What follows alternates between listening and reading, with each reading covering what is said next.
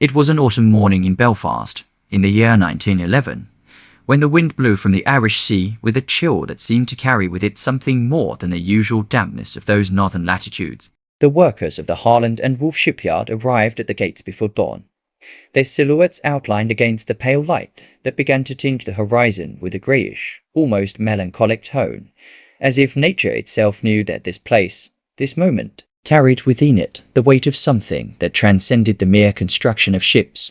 The chimneys of the neighbouring factories were already spewing their columns of dark smoke, and the metallic sound of hammers, riveting machines, and chains lifting steel plates began to fill the air with that industrial symphony that defined the era, that defined the very concept of progress as it was understood in those early years of the 20th century. It was there, in that corner of the world where Ireland met the United Kingdom in a tension that went far beyond geography, that the third of the great Olympic-class ocean liners was born. The last and the largest, the one that was supposed to surpass all the others, the one that was supposed to be the definitive proof that British engineering knew no limits, that man had finally conquered absolute dominion over the oceans. The original name given to it was gigantic. There was a logic to this choice, a natural progression that followed the unbridled ambition of the White Star Line and its owners, men who saw size, grandeur, and the ability to impress as the only valid metric for commercial success. If the Olympic had been the first, the pioneer, the one that paved the way, and if the Titanic had been the second, the one that should surpass its older brother in luxury and refinement, then the third should be the gigantic, the ultimate colossus, the final word in a competition that seemed endless. But history, as so often happens, had other plans. History, with its cruel irony and its infinite capacity to turn certainties into rubble, was about to rewrite the destiny of that ship even before it touched the waters for the first time.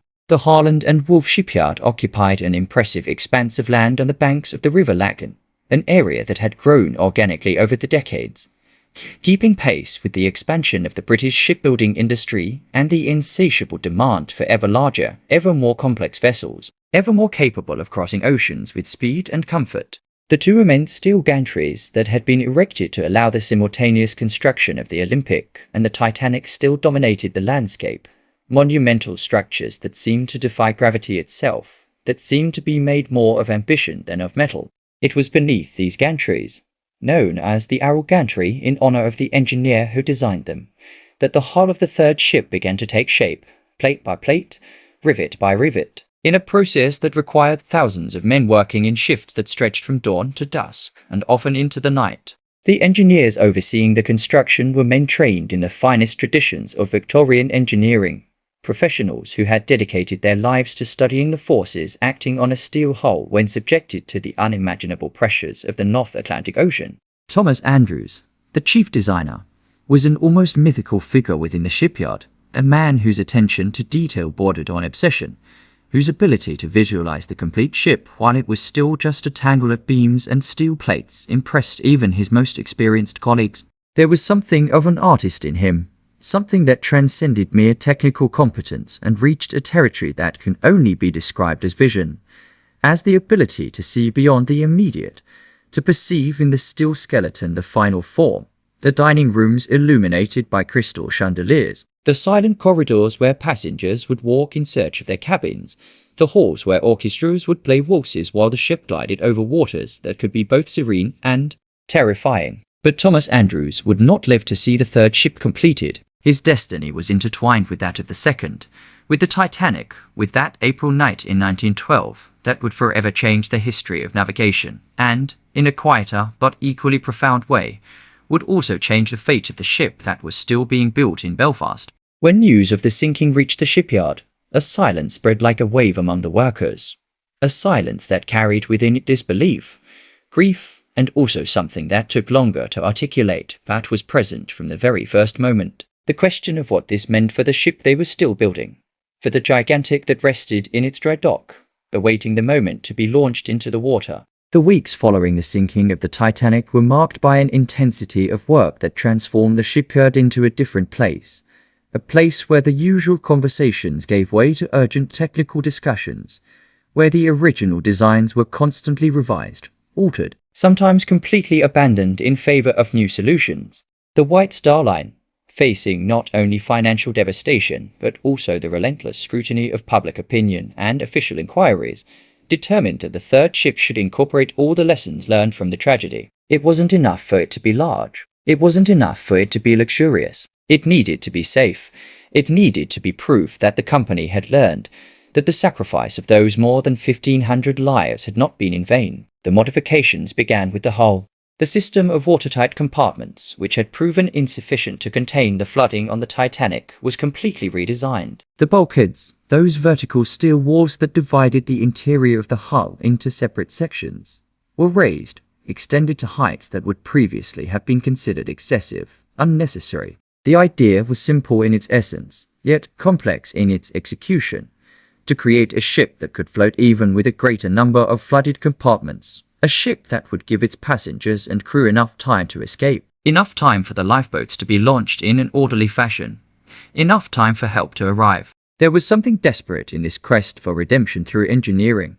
Something that revealed both the mentality of the time and the limitations of human thought when confronted with forces it cannot control. The name also changed. Gigantic became Britannic, a choice that carried multiple layers of meaning. There was, evidently, an attempt to avoid the association with grandeur that had become synonymous with arrogance after the Titanic disaster.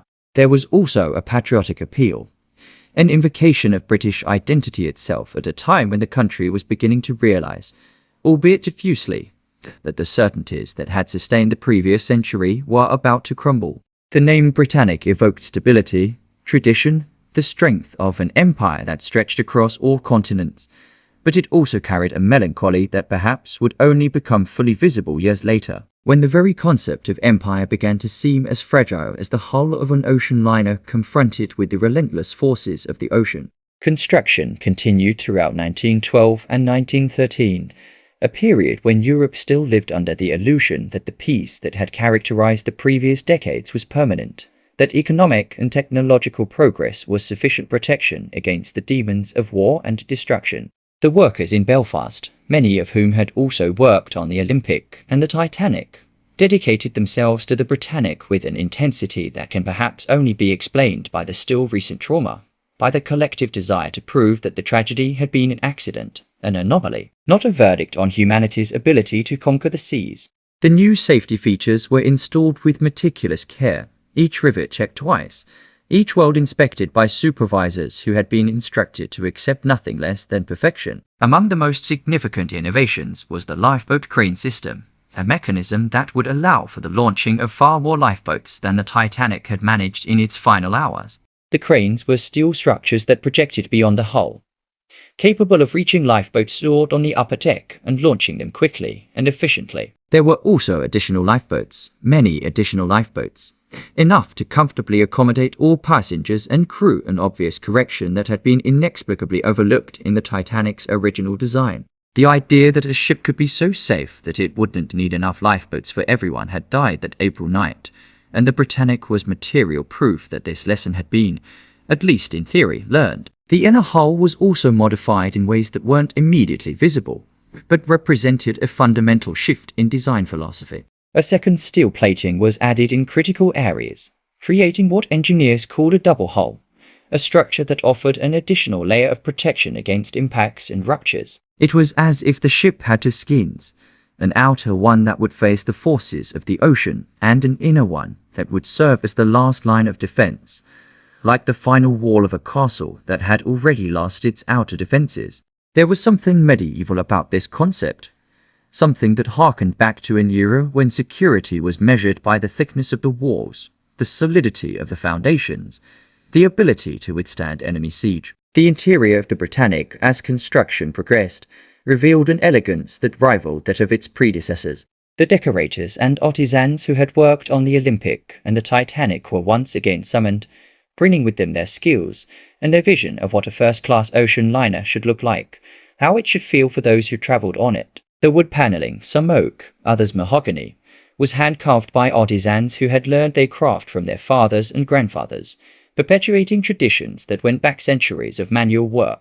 The crystal chandeliers were made in the finest European workshops, each piece cut and polished until it reflected light in ways that seemed magical, that seemed to transform the salons into floating palaces. into fragments of a world of luxury and refinement that existed only for those who could afford it. The grand staircase, that iconic element that had become a symbol of the very concept of a luxury ocean liner, was designed with even greater grandeur than its predecessors. The wide, inviting marble steps ascended in elegant curves through the decks, connecting the different levels of the ship in a progression that was both functional and aesthetic. At the top of the staircase, a glass dome allowed natural light to flood the space during the day, creating plays of light and shadow that changed with the movement of the sun and clouds, giving the ship's interior an almost organic quality, as if it breathed along with the sky above. At night, electric chandeliers replaced the natural light, banishing shadows and creating an atmosphere of perpetual festivity,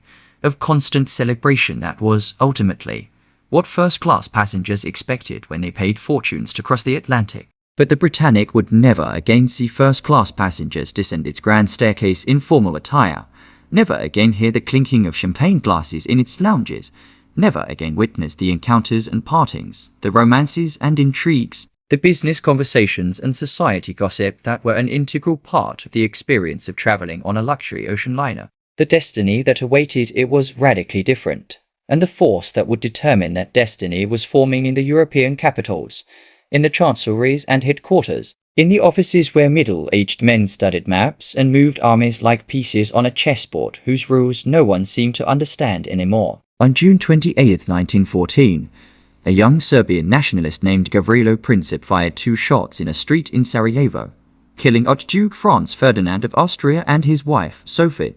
The shots echoed across Europe with a force that no one could have predicted at that moment. The mechanisms of alliances and treaties, built over decades with the stated goal of maintaining peace, revealed themselves, instead, as a war machine that, once activated, could not be stopped. In a matter of weeks, the European continent, which had experienced the longest period of peace in its modern history, was plunged into a conflict of unprecedented proportions, a war that would be called the Great War. The war to end all was names that would reveal, in time, their painful irony. The Britannic was nearly ready when the war began. Its hull was complete, its machinery installed, its interiors in the final stages of finishing. The White Star Line had planned its commercial launch for the spring of 1915, a debut that was meant to demonstrate to the world that the company had recovered from the trauma of the Titanic, that it was ready to reclaim its place among the world's greatest shipping companies. But the war changed everything. The oceans that were once routes of trade and tourism were transformed into battlefields, contested spaces where German submarines hunted merchant and passenger ships with an efficiency that seemed almost diabolical. The idea of launching a luxury ocean liner amidst this chaos was not only impractical, but also almost obscene, an anachronism that no one was willing to consider. During the first months of the war, the Britannic remained in its cradle in Belfast, awaiting a fate that no one could define. The workers who had built it were gradually absorbed into the war effort, some enlisting in the armed forces, others being redirected to the production of war materiel. The Harland and Wolff shipyard, which had been a symbol of the prosperity of transatlantic trade, transformed into a war factory, producing battleships, torpedo boats, and support vessels that had nothing in common with the floating palaces that had been its specialty. The Britannic observed this transformation in silence, its majestic hull seeming increasingly out of place in a world that had changed irrevocably. The decision to requisition the Britannic as a hospital ship came in November 1915, more than a year after the start of the war. The British Admiralty, facing the growing need to transport wounded soldiers from the battlefronts back to England, required ships large enough to serve as floating hospitals, capable of accommodating thousands of patients in conditions that would allow for adequate medical treatment. The Britannic, with its immense size and still unfinished interiors, was an ideal candidate. Its transformation began almost immediately, a process that would take months and completely change the nature of the ship. The luxurious lounges, those spaces that had been designed to impress and enchant, were converted into infirmaries. The dining tables where passengers would have savored 7-course meals were replaced by rows of stretchers, hundreds of them, arranged with the impersonal efficiency that war demanded. The carved wooden panels were covered or removed, replaced by surfaces that could be easily cleaned, disinfected, and maintained in conditions that minimized the risk of infection. The crystal chandeliers gave way to practical, functional lamps, devoid of any aesthetic pretension, but capable of providing the necessary light for doctors and nurses to work at any time of day or night. The grand staircase remained, but its function had changed. No longer a space for social display, it became a functional access route, a path by which stretchers were transported between the ship's different levels. The marble steps that should have felt the touch of ball gowns and high heels were now trodden by military boots and nurses' shoes, by the tired feet of healthcare professionals working endless shifts in conditions that defied imagination. The glass dome at the top of the staircase still allowed natural light to enter, but this light now illuminated a scene very different from the one its designers had envisioned. The ship's exterior was also transformed. The dark hull that characterized White Star Line ocean liners was painted white, the internationally recognized color of hospital ships, a visual statement of medical neutrality that, in theory, should protect the vessel from attack. Large red crosses were painted on the ship's flanks and deck, visible from both sea and air, unmistakable symbols of its humanitarian function. At night, these crosses were illuminated, shining in the darkness like beacons of compassion in an ocean of destruction. International conventions of war stipulated that hospital ships could not be attacked, that their mission of mercy placed them beyond the reach of belligerents. But international conventions, like so many other things, proved fragile when confronted with the brutal reality of conflict. The Britannic made its maiden voyage as a hospital ship in December 1915, sailing from Liverpool to the eastern Mediterranean, where Allied forces were engaged in the disastrous Gallipoli campaign. The Gallipoli Peninsula, a narrow strip of land controlling access to the Dardanelles Strait, and through it to the Black Sea and Russia, had become the scene of one of the bloodiest and most futile battles of the war. Allied strategists had envisioned a swift victory that would open a new front against the Central Powers and relieve pressure on the trenches of the Western Front.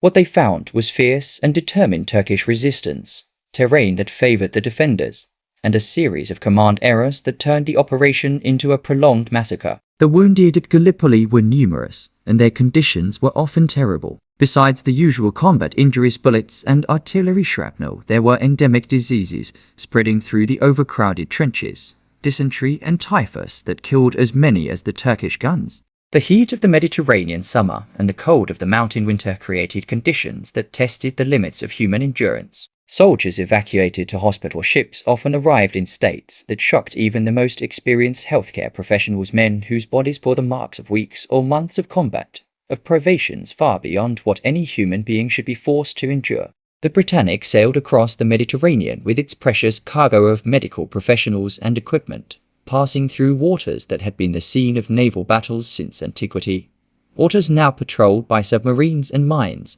invisible dangers that transformed each voyage into an exercise in constant tension. The officers on the bridge maintained constant vigilance, scrutinizing the horizon for signs of danger, for periscopes that might emerge from the waves, for disturbances on the surface that might indicate the presence of floating mines. The sailors who operated the ship knew that the white paint and red crosses were no absolute guarantee of safety, that war had eroded the norms that should protect the innocent, that nothing was truly sacred when survival was at stake. The crew of the Britannic was a mix of merchant sailors and military medical personnel. The sailors were veterans of the transatlantic trade, men who had spent their lives at sea, and who now applied their skills to a purpose very different from that for which they had been trained. Many of them had served on other White Star Line ships, some even on the Olympic, and carried with them the memories of an era that already seemed to belong to a distant past, an era in which ships were instruments of pleasure and commerce, not of war and suffering.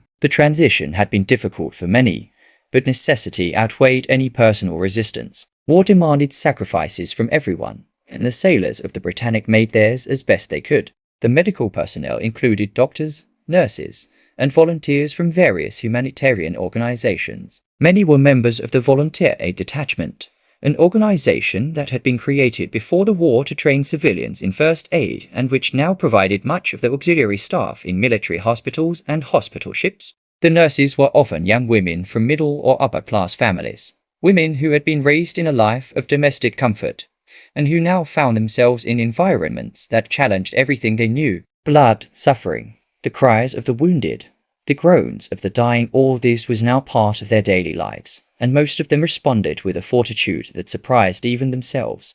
Among the nurses aboard the Britannic was a woman named Violet Jessop, whose name would be remembered by history for reasons she could never have imagined at the time. Violet was a veteran of the maritime service, having worked as a stewardess and then as a nurse on various ships over the years. She had been aboard the Olympic when it collided with the cruiser HMS Hawke in 1911, an accident that could have been disastrous, but which, through a combination of luck and robust design, resulted in relatively minor damage. More significantly, she had been aboard the Titanic on its maiden voyage, had survived that terrible night in April 1912, and had been rescued from the icy waters of the North Atlantic by one of the lifeboats. Now, she was on the third of the Olympic-class ships, the Britannic, unaware that her destiny was about to intertwine once again with that of one of these great ocean liners in a way that defied all odds. The Britannic's voyages in the Eastern Mediterranean followed a routine that, despite the extraordinary context, had its own regularity.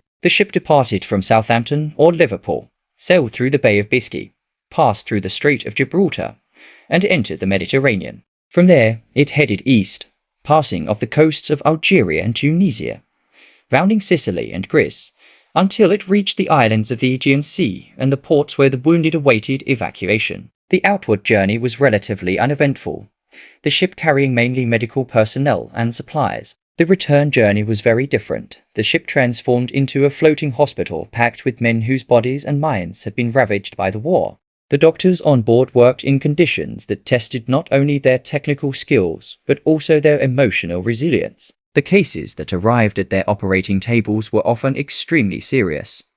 Injuries that would be rare in peacetime, but were routine in wartime. Limbs torn off by explosions, faces shattered by shrapnel, bodies riddled with bullets in multiple places. All this was everyday material for the surgeons of the Britannic. They operated in shifts that stretched for hours on end, often working to the point of total exhaustion, before being replaced by equally exhausted colleagues. Anesthetics were limited. Antibiotics did not yet exist, and many of the wounded who arrived alive did not survive the journey back to England. The Britannic sickbays, those spaces that had been designed as luxurious salons, were permanently filled with a sound that is difficult to describe for those who have never heard it. The collective sound of human suffering. Groans, screams, whispers, prayers, all mingled in a cacophony that served as a constant soundtrack to life on board. The nurses moved among the stretchers with an efficiency that concealed the emotional cost of their work, administering medication, changing dressings, offering words of comfort that both sides knew were insufficient, but that, even so, meant something. Human contact, the simple fact that someone cared, that someone was there, was often the only comfort available to men whose lives had been irrevocably altered by the war. The Britannic completed 5 voyages to the Mediterranean between December 1915 and October 1916, transporting thousands of wounded back to England. Each voyage was an odyssey in itself, a journey that lasted weeks and exposed the ship and its occupants to constant danger. German submarines, U-boats as they were called, operated ever more aggressively in the Mediterranean, sinking Allied ships with alarming regularity. Mines, explosive devices that floated just below the surface, were scattered on both sides of the conflict in strategic areas, creating invisible killing fields that could destroy even the largest ships in a matter of seconds. With each voyage that the Britannic completed safely, there was a collective sense of relief on board, a tacit awareness that luck had smiled once again, that the next day, the next voyage, might bring a different fate. The autumn of 1916 brought a change in the Britannic's operations. The Gallipoli campaign had ended in January of that year, a withdrawal that was, ironically, the most successful operation of the entire campaign, allowing the evacuation of hundreds of thousands of Allied soldiers without the catastrophic casualties that had characterized the landings and land battles. But the war in the Eastern Mediterranean continued, with active fronts in Macedonia, Palestine, and Mesopotamia. The wounded continued to arrive at field hospitals in numbers exceeding local treatment capacity, and the need for hospital ships remained as urgent as ever. The Britannic was dispatched on its 6th voyage in November 1916, a voyage that would follow the usual route across the Mediterranean to the Aegean ports. The ship departed Southampton on November 12, 1916, carrying over 1,000 people aboard, including crew, medical personnel, and a significant number of mild patients being transferred for further treatment. The outward voyage proceeded without notable incident. the ship navigating through waters that, though dangerous, had become familiar to its crew. Captain Charles Bartlett, an experienced officer who had commanded merchant ships for decades before taking command of the Britannic, maintained the calm vigilance that characterized competent commanders, aware of the risks, but without allowing anxiety to compromise the efficiency of the operation. On the morning of November 21, 1916, the Britannic was sailing through the Key Channel, a sea passage between the Greek island of Key and the mainland. It was a route frequently used by ships heading to Aegean ports, a passage that offered relatively sheltered waters and predictable navigation. The sky was clear that morning, the sea calm, and conditions seemed ideal for continuing the voyage. Many of those on board were still asleep, enjoying their last hours of rest before the start of the day's activities. Others had already woken up and were beginning their morning routines, doctors checking patients, sailors attending to their usual tasks, and nurses preparing for another day of tireless work. At 8:12 that morning, an explosion shattered the dawn silence. The sound was deafening, a roar that made the entire ship tremble as if struck by a gigantic fist. The explosion occurred on the starboard side of the bow, in the area where the storage compartments and some of the crew's infirmaries were located. The force of the impact was enough to tear a hole in the hull, allowing the waters of the Aegean to begin flooding the interior of the ship with a speed that surprised even those who had prepared for this possibility. The exact cause of the explosion remains controversial to this day.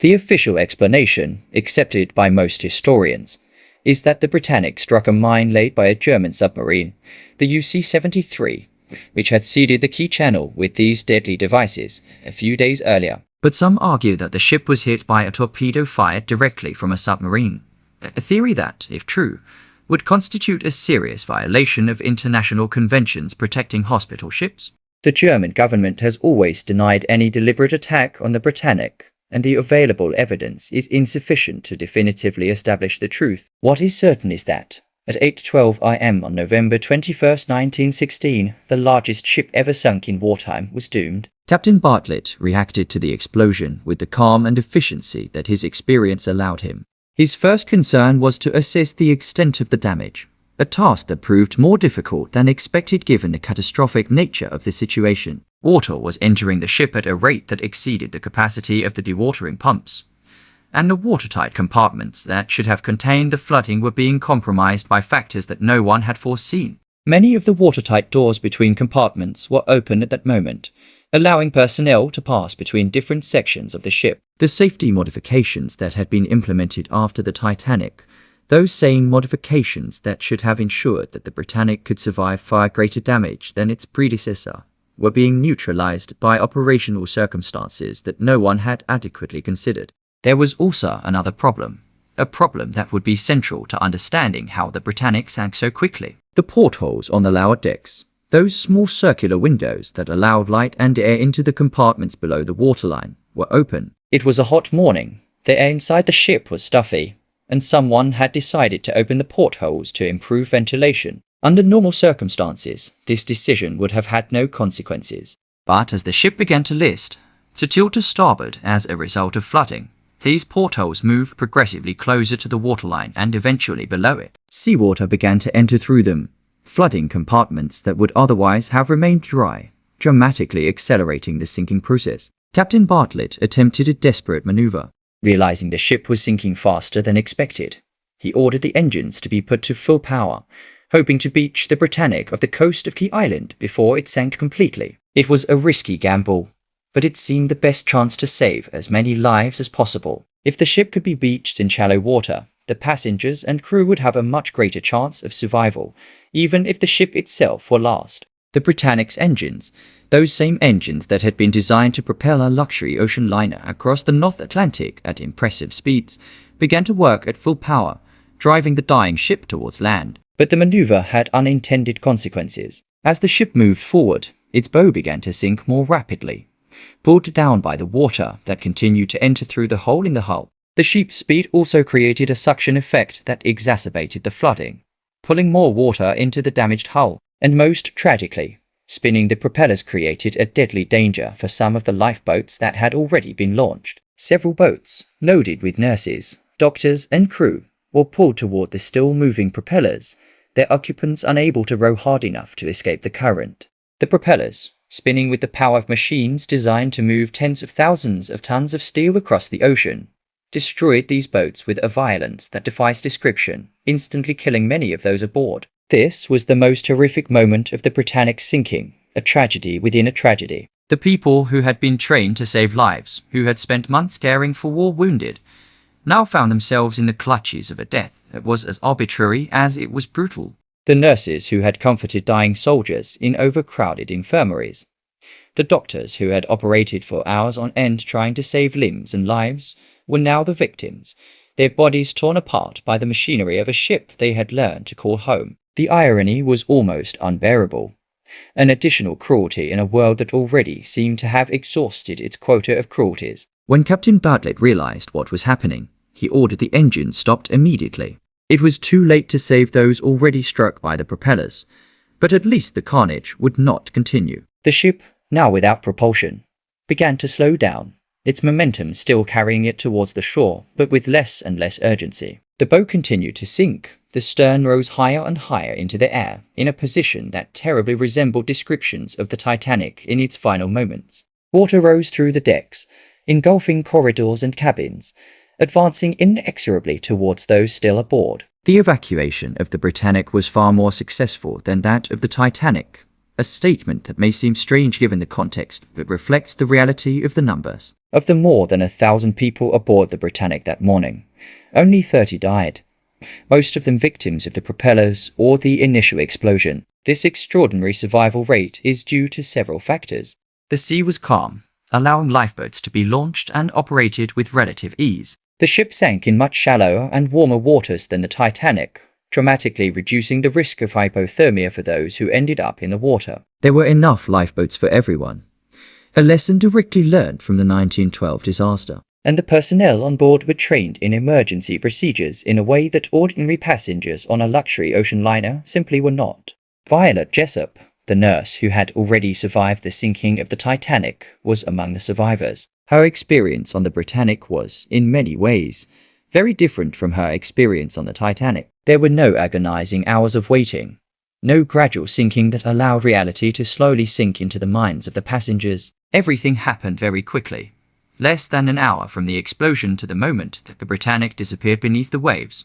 Violet was thrown into the water when the lifeboat she was in was sucked towards the propellers, and she survived only because she jumped from the boat at the last moment, hitting her head in the process, but escaping the terrible fate that awaited those who remained on board. She would later be rescued by another lifeboat, alive but deeply traumatized, now carrying the memories of 2 shipwrecks, a distinction that very few human beings in history can claim. The Britannic disappeared beneath the waters of the Key Channel at 9:07 am, less than an hour after the initial explosion. Its sinking was faster than that of the Titanic, a fact that at first glance seems to contradict all the safety improvements that had been implemented after the 1912 disaster. But the truth is that the Britannic was doomed not because the improvements failed, but because the circumstances of its sinking were radically different from those that the engineers had anticipated. The Titanic sank because its hull was torn along a much greater extent than any system of watertight compartments could compensate for. The Britannic sank because the watertight doors were open, because the portholes were open, because the captain, trying to save his ship, inadvertently accelerated its destruction. It was a different lesson, a lesson about the limits of human planning, about the impossibility of predicting all contingencies, about how reality has a habit of surprising even the most prepared. The survivors were rescued by ships that responded to the Britannic's distress call, including local Greek fishermen and other allied vessels sailing in the area. The rescue operation was relatively quick and efficient, with the survivors being taken to Greek ports where they received medical treatment and shelter. News of the sinking reached England in the following days, but it was met with a very different reaction than that which had accompanied the Titanic. There was no national commotion, no sensational headlines, no public mourning that had marked the 1912 disaster. The war had changed the scale by which tragedies were measured. A ship with 30 dead simply could not compete for public attention with the battles of the Somme, where hundreds of thousands had died in a few months, or with Verdun, where the carnage seemed endless. And this is where the story of the Britannic begins to diverge dramatically from the story of the Titanic, not because of what happened, but because of how it was remembered, or rather, how it was forgotten. The Titanic became a symbol, a metaphor, a cultural reference point that transcended its own history to become part of humanity's collective vocabulary. When we talk about hubris, technological arrogance, avoidable tragedies, the Titanic is there, always present, always available as an example. The Britannic, despite being larger, despite being the last of the Olympic class, despite sinking in equally dramatic circumstances, has disappeared from collective memory almost completely. The reasons for this disparity are multiple and complex, and deserve to be explored in detail because they say something important not only about these two specific ships, but about how collective memory works, about the mechanisms by which we decide what to remember and what to forget, about the attention economy that governs our relationship with the past. The first and most obvious reason is that the Titanic sank in peacetime, while the Britannic sank in wartime. This simple distinction has profound consequences for how the two events were perceived and processed by the public consciousness. When the Titanic sank, the world was at peace. The bell spoke. That golden period of prosperity and optimism that preceded the First World War was still in full swing. The disaster seemed a singular event, an exceptional tragedy that stood out against a backdrop of normality and progress. It had the quality of shock, of the unexpected, of something that disrupts routine and forces a re-evaluation of the most basic assumptions. Newspapers around the world could dedicate their front pages to the Titanic because there were no other tragedies competing for attention, because the world was, relatively speaking, a calm place where disasters of this kind were rare enough to be news. When the Britannic sank, the world was immersed in the most destructive war humanity had ever known. Millions had already died in the trenches of the Western Front, in battles whose names would become synonymous with mass slaughter: Ypres, Somme, Verdun, Gallipoli. The sinking of a ship, even a hospital ship with over 1,000 people on board, simply could not compete for attention with the scale of destruction occurring on land. The 30 dead from the Britannic were a sad statistic, but they were 30 in an ocean of millions. The human capacity for horror, for collective grief, for devoting emotional attention to distant tragedies, was exhausted, overwhelmed by demands that exceeded anything previous generations had experienced. There was also the question of narrative. The Titanic offered a perfect story in a dramatic sense, a story that had all the elements that make a tragedy resonate through the ages. There was the arrogance of the builders, who had declared the ship virtually unsinkable. There was the iceberg, that natural antagonist that personified the unpredictable forces of the world against which human technology proved powerless. There was the class distinction, the first-class passengers with their luxurious lounges and the third-class immigrants in the ship's holds. There were the heroes, the musicians who played until the end, the captain who went down with his ship, the men who gave up their places in the lifeboats for women and children. And there were the villains, the officers who prevented third-class passengers from reaching the upper decks, the rich men who supposedly bought passage in the lifeboats while others died. The Britannic didn't offer a particularly satisfying narrative. There was no arrogance to be punished, no declaration of invincibility to be refuted. The ship was a hospital ship. Its mission was humanitarian. Its crew and passengers were healthcare professionals dedicated to saving lives. There were no class distinctions to be explored, no clearly defined heroes and villains. The cause of the sinking was uncertain.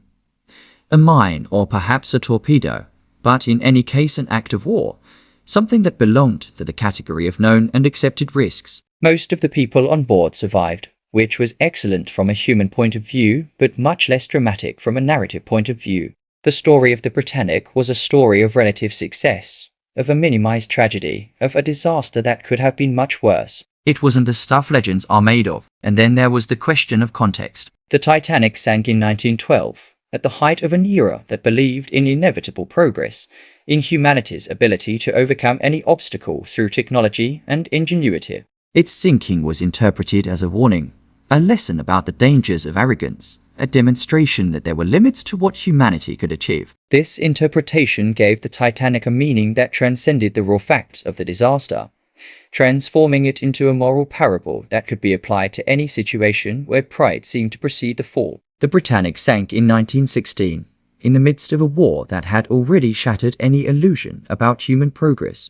The concept that technology could fail, that human plans could be thwarted by forces beyond control, was no longer a shocking revelation. It was simply everyday reality, confirmed day after day on the battlefronts across Europe. The fate of the ship itself after sinking also contributed to its disappearance from public memory. The Titanic sank to a depth of almost 4 kilometers, in waters so deep that the technology of the time did not allow any kind of exploration or recovery. For decades, the Titanic existed only in the imagination, a submerged mystery that fueled speculation and fantasy. When Robert Ballard finally discovered the wreckage in 1985, the revelation captured the world's imagination in a way that few scientific events can. Images of the ship at the bottom of the sea, of the still recognizable staircases under layers of sediment, of the shoes arranged in pairs where bodies had rested before being consumed, all this gave a second life to the Titanic, renewing public interest and generating a cultural industry that continues to this day.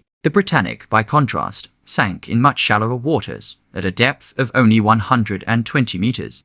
This meant that the ship was accessible to divers with relatively conventional equipment, and that the wreckage could be, and was explored long before any revolutionary technology was available. Jacques Cousteau visited the Britannic in 1976, filming the wreckage and documenting its state of preservation. But accessibility, paradoxically, reduced the mystery. There was nothing hidden in the Britannic, nothing inaccessible, nothing that captured the imagination in the same way as the unreachable wreckage of the Titanic. The Britannic was known, catalogued, available for visitation by any sufficiently equipped diving expedition. It had lost the power of the unknown. Popular culture reflects and amplifies these disparities. The Titanic has been the subject of countless books, films, documentaries, songs, plays, exhibitions, and memorials. Most notably, James Cameron's 1997 film became one of the biggest commercial successes in film history, winning 11 Oscars and etching the image of the Titanic even more deeply into the global consciousness. Cameron's film presented a fictional love story against the backdrop of the real disaster,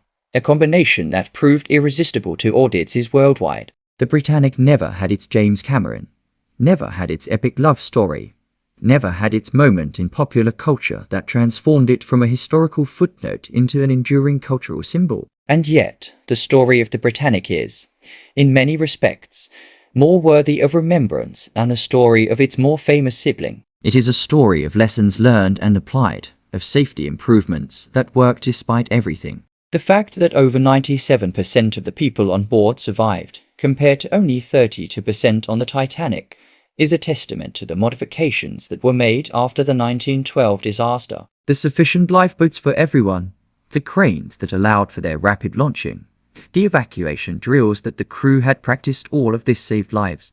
The Britannic is proof that the sacrifice of the more than 1,500 lives lost on the Titanic was not entirely in vain, that the tragedy of 1912 produced real changes that made a difference when disaster struck again. The story of the Britannic is also a story about the nature of war, about how war transforms everything it touches.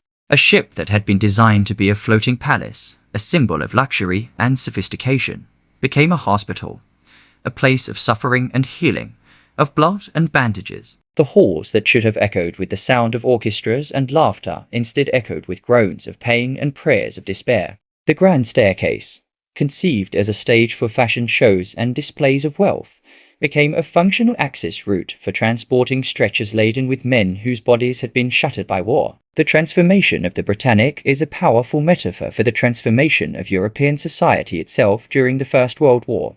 The way in which the structures and values of the pre-war world were adapted, distorted, and ultimately destroyed by the reality of the conflict.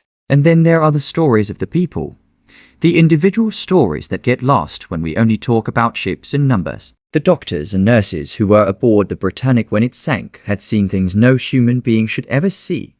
They had witnessed the human cost of war in an intimate and personal way. Many of them returned to work after being rescued, resuming their duties in other hospitals and other hospital ships, continuing to care for the wounded until the end of the war and beyond. Their names are mostly unknown, their stories untold, their contributions forgotten. But it was they who made the Britannic's extraordinary survival rate possible.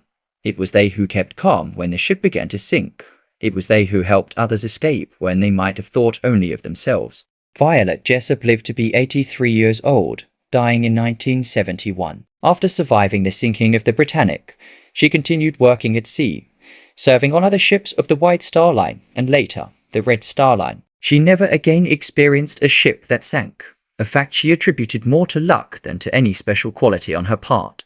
Her memoirs, published posthumously, offer a glimpse into the life of an ordinary woman who lived extraordinary experiences, who survived two of the most famous shipwrecks in history, and yet continued to see the sea as her home, as the place where she belonged. Her story is one of the few from the Britannic that achieved some notoriety, and that only because of its connection to the Titanic, its more famous sibling that continues to eclipse everything in its orbit.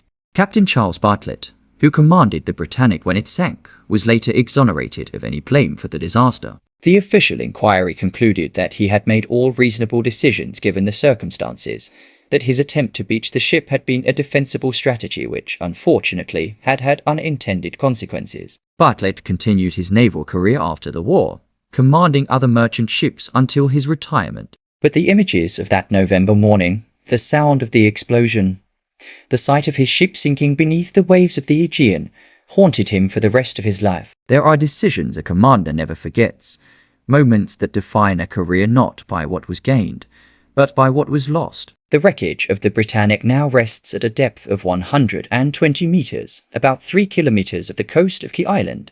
The ship lies on its side, its gigantic hull tilted onto its starboard side in a position that seems almost repose, as if it had simply decided to lie down to rest after a journey that was too long. Corrosion has done its work over the decades, deteriorating the weaker elements of the structure, but the main hull remains surprisingly intact, a silent witness to events the world has forgotten. Divers visit the wreck occasionally, documenting changes, recovering artifacts, trying to reconstruct the ship's final moments from physical evidence that becomes more ambiguous with each passing year. There is something profoundly melancholic about the Britannic situation, something that goes beyond the usual sadness that accompanies any shipwreck. It is a ship that was built to prove that lessons had been learned, that the tragedy of the Titanic had produced significant changes. And those lessons were learned, those changes worked. But the ship never had the chance to fulfill its original destiny, never carried luxury passengers across the Atlantic, never heard the clinking of champagne glasses in its lounges. Instead, it became an instrument of war, served a purpose its designers never imagined, and sank not because of an iceberg, but because of a mine or torpedo, a victim of a conflict that was destroying the very world that had created it. And now it lies forgotten, a sleeping giant in shallow waters, visited only by those who know how to look for it,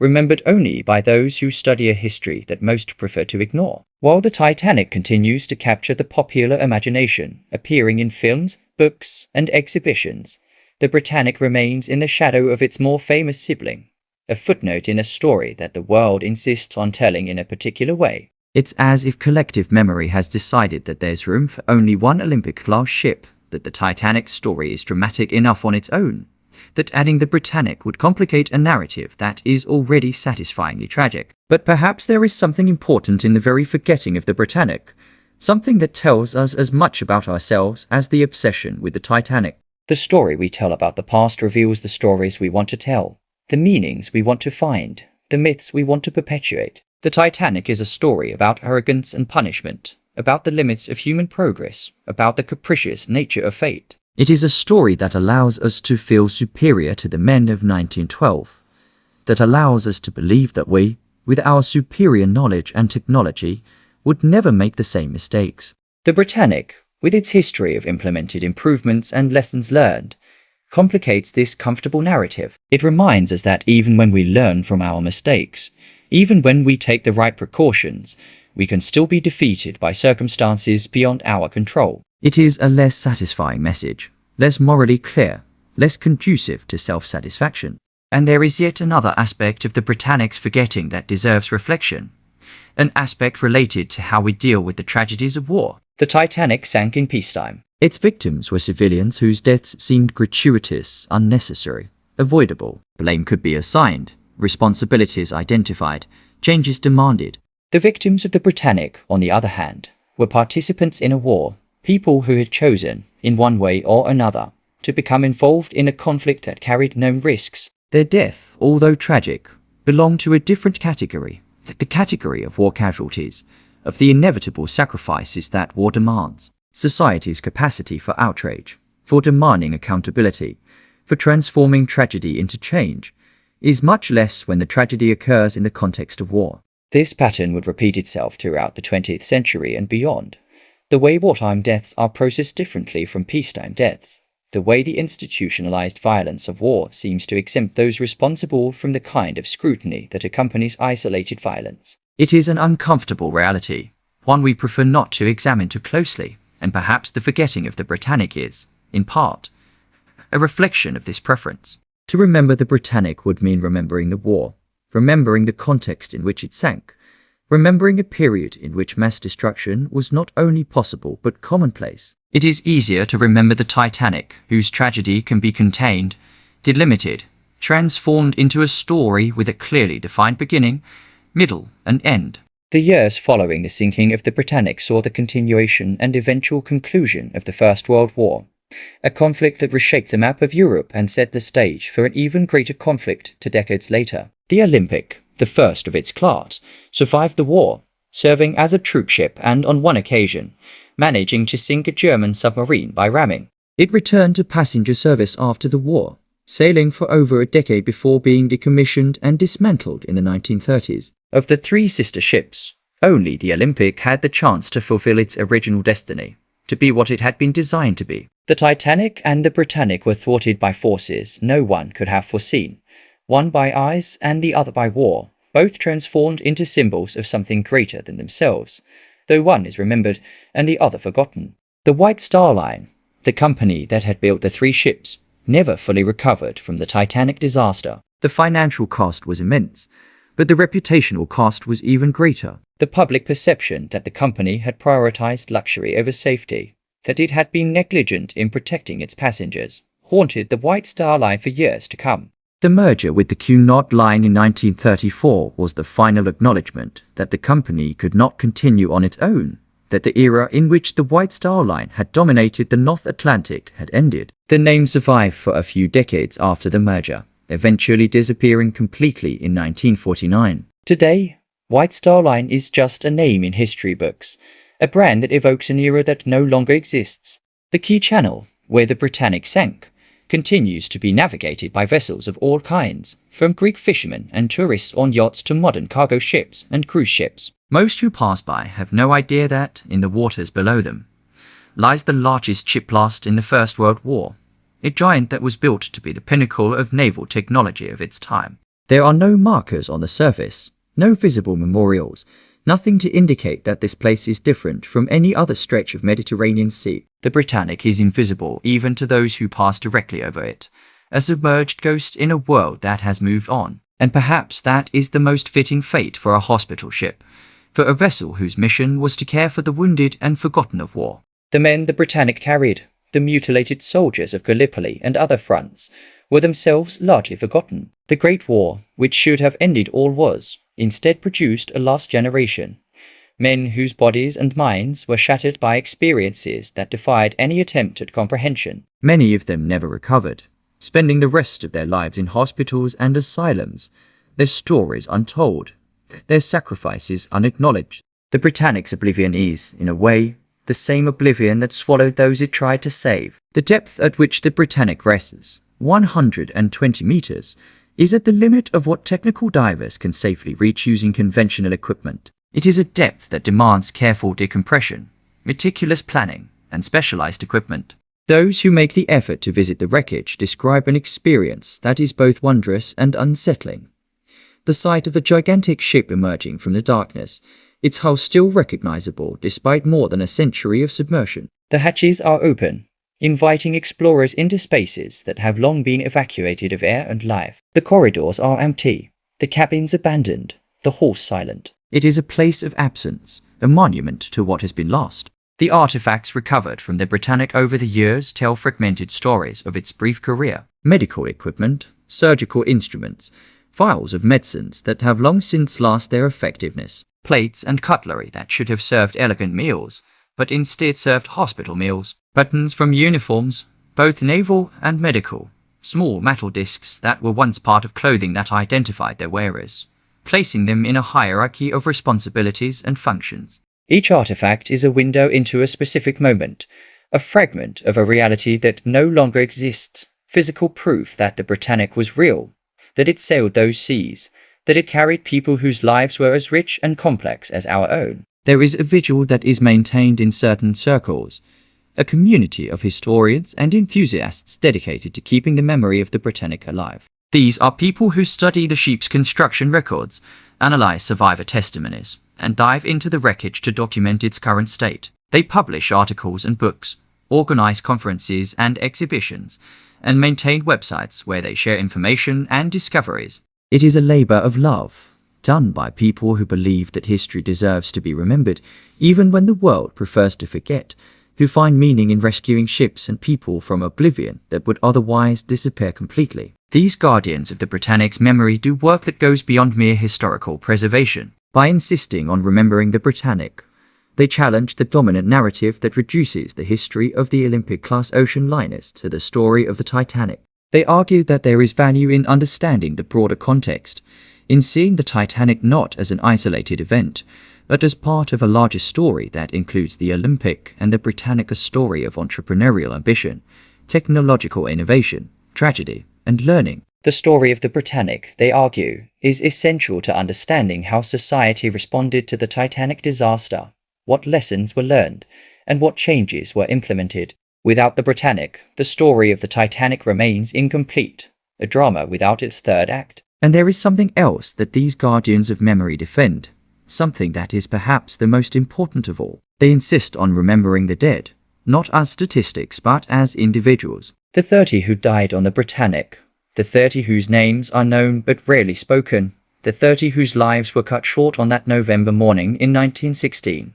They were people with families who loved them, with dreams that would never be realized, with contributions that would never be made. Young nurses who had chosen to dedicate their lives to caring for others. Veteran sailors who knew the sea better than they knew the land. Doctors and aides who had answered the call of a war that desperately needed their skills. Each death was an individual tragedy, an entire universe of possibilities that ceased to exist.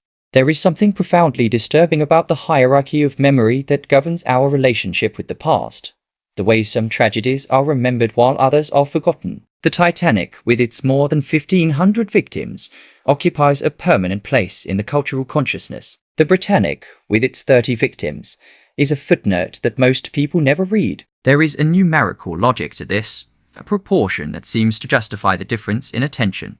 But this logic unravels when we examine it more closely, when we consider that each of those 30 lives was as valuable, as irreplaceable, as any of the 1,500. Forgetting is not distributed according to the merit of the forgotten, but according to the preferences of those who remember. The hospital ship Britannic, His Majesty's Hospital Ship Britannic, was the third and largest of the Olympic-class ocean liners, built to be a symbol of luxury and progress, transformed by war into an instrument of healing and transporting the wounded. Sunk one November morning in the blue waters of the Aegean Sea. Its engines, the largest ever built for a civilian ship in its time, now rest in silence, their pistons motionless, their boilers cold. Its decks, which should have known the sound of music and conversation, instead knew the groans of the wounded and the final silence of the waters that engulfed them. Its fate, so different from that which its designers imagined, is a testament to history's capacity to surprise, to thwart plans, to transform hopes into lamentations. And yet,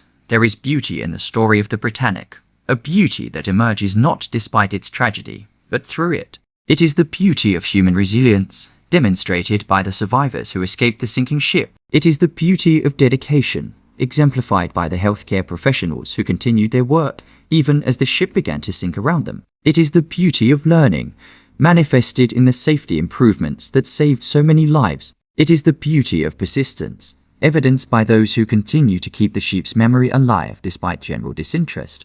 These beauties do not negate the tragedy, do not diminish it, but coexist with it, forming a totality that is richer and truer than any simplified narrative could capture. The Britannic didn't sink like the Titanic, and perhaps that's why history has ignored it. But the difference between the two shipwrecks is precisely what makes the Britannic's story worth telling. The Titanic sank on a calm night, a victim of a navigational error that could have been avoided, its passengers unprepared for the disaster that awaited them. The Britannic sank in broad daylight, a victim of a war over which it had no control, its occupants trained and prepared for emergencies they hoped never to face. The Titanic was an avoidable disaster that became inevitable through a series of wrong decisions.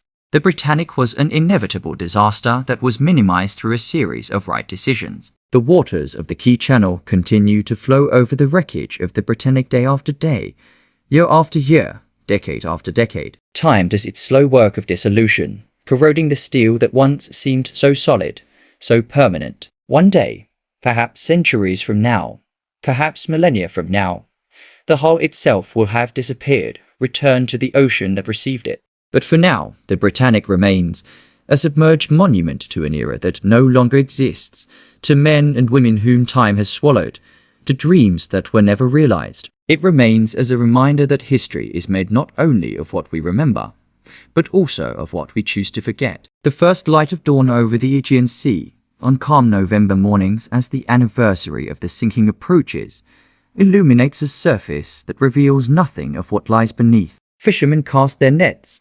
Tourists sail in their pleasure boats. Life goes on as it always has, indifferent to the ghosts that inhabit the depths. The Britannic is there, waiting to be remembered, waiting to be honored, waiting for someone to tell its story in a way that finally does it justice. And as long as there are those who care, as long as there are voices willing to speak for those who can no longer speak, the hope that oblivion will not be permanent remains alive. There are moments in history when justice is done not by contemporaries, but by those who come after.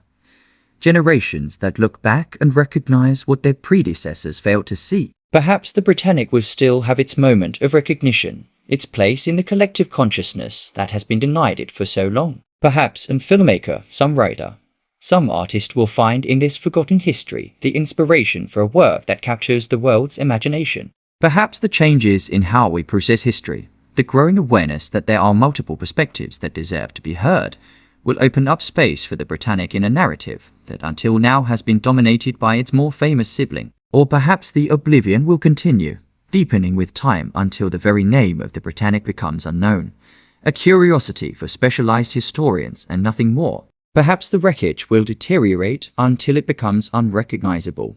The artifacts will scatter and be lost. The last guardians of the memory will die without finding successors. Perhaps this is the ultimate nature of history. The brutal selection that preserves some and discards others, that transforms ships into legends or into nothing, without apparent criteria, without discernible justice. But even if oblivion prevails, something will have been preserved in this record, in these words that attempt to capture what the Britannic was and what it meant. It is a small act, this act of remembering, this effort to give voice to what has been silenced. But it is perhaps the only act we can perform in the face of the vastness of time and oblivion, the only gesture left to us when confronted with tragedies that the world preferred not to see. The Britannic existed, the Britannic sailed, the Britannic sank. And as long as these words are read, as long as this story is told, the Britannic will not be completely forgotten. The sea continues, as it always has, indifferent to the human dramas that unfold upon it and within it. The waves of the Aegean roll over the site of the shipwreck today as they did in 1916, before the Britannic, before the war, before anything we can remember. The sea has no memory, no preferences. It does not distinguish between the remembered and the forgotten. For the sea, the Britannic is just another object on its bottom, another fragment of human activity that time will eventually dissolve. This indifference has something comforting and something terrible about it. A reminder that our stories, however significant they may seem to us, are only a fleeting moment in the vastness of geological time. And perhaps that is precisely what makes human stories so precious, their fragility, their impermanence, their dependence on the memory of the living to continue existing. The Britannic was built by human hands, navigated by human hearts, sunk in a human war. Its story is a human story, with all the contradictions and complexities that this implies. It is a story of progress and destruction, of learning and forgetting, of heroism and tragedy. It is ultimately our story, the story of a species that builds great things and then loses them, that dreams of the impossible and is constantly confronted with the inevitable. The final moments of the Britannic, as it slid beneath the surface of the sea that November morning, were witnessed by hundreds of people floating in lifeboats or in the water itself. Many later described the extraordinary sight of the immense hull rising against the sky before disappearing,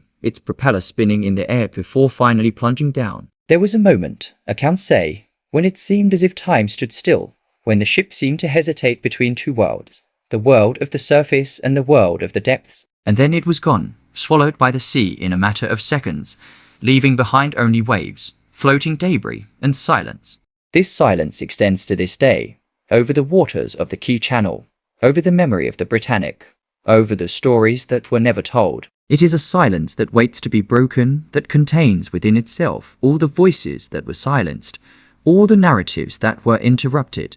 It is a silence that is also an invitation, a call to those who want to listen, to those who want to remember, to those who want to do justice to a ship and a history that deserve more than the oblivion they have received. The Britannic didn't sink like the Titanic. There wasn't the long night of agony, the screams in the dark, the slow death from the cold. Instead, there was a morning of organized chaos, a quick but survivable sinking, an evacuation that, despite its occasional tragedies, functioned as it should. And perhaps it is precisely this difference, this absence of extreme drama, that condemned the Britannic to oblivion. We, as a species, are drawn to the extraordinary, the catastrophic, the superlative. A shipwreck that could have been much worse simply doesn't compete for our attention with a shipwreck that was the worst possible. But there is something profoundly wrong with this economy of memory, this preference for complete disaster over mitigated disaster. What does this say about us, who remember absolute tragedies and forget near successes, who celebrate, in a way, total failure while ignoring partially successful attempts to avoid failure? The Britannic deserved to be remembered precisely for not being the Titanic, for demonstrating that lessons can be learned, that changes can make a difference, that tragedy doesn't have to repeat itself in exactly the same way. The words recorded here are an attempt, imperfect as all attempts are, to do what history has failed to do, to give the Britannic the recognition it has been denied. It is not possible to undo a century of forgetting. It is not possible to retroactively insert the Britannic into the cultural consciousness in a way that rivals the Titanic. But it is possible to tell its story. It is possible to honor its memory. It is possible to insist that it matters even if the world seems indifferent. It is possible, at least, to refuse to participate in the forgetting, to refuse to accept that the story of a ship and its occupants is not worth telling. The Britannic rests in its watery tomb, 120 meters below the surface of the Aegean Sea, awaiting visitors who rarely come, awaiting a recognition that rarely arrives. But perhaps this is not the end of the story. Perhaps somewhere, someone who has read these words will be moved to learn more, to dive into the wreckage, to tell the story in another way, to ensure that the Britannic is not completely forgotten. Perhaps memory, like water, finds unexpected paths, flows through channels no one foresaw, reaches places that seemed inaccessible. Perhaps oblivion is not permanent. Perhaps it is never permanent. Perhaps there is always the possibility of remembering what has been forgotten. And as long as that possibility exists, as long as there are words that can be written and read, the Britannic will continue to exist in some form, a ghostly presence on the margins of history, awaiting its moment of recognition. It is a tenuous existence, a kind of half-life between memory and oblivion. But it is an existence nonetheless. The Britannic lived, sailed, cared for the wounded, sank, and now exists in the words of those who choose to remember. It is a humble immortality, perhaps, but it is the only immortality a ship can have. The last rays of dusk over the Aegean paint the waters in shades of gold and red, a beauty that contrasts eerily with the tragedy that lies in the depths. The world continues, indifferent as always, moving towards a future that does not include, in its everyday consciousness, the Britannic or its history. But somewhere, in some dusty library or digital archive, that history will be preserved, waiting to be found by someone yet unborn, someone who perhaps will give the Britannic the place in memory it deserves. The Britannic didn't sink like the Titanic, and that's why history ignored it. But history is written by the living, and as long as there are living people who care, there's always the possibility of rewriting, of reconsidering, of remembering. This is, ultimately, the message of the Britannic, not of its sinking but of its persistence in oblivion, that memory is a choice, that what we remember and what we forget says more about us than about the objects of our memory, and that there is always, always, the possibility of choosing differently.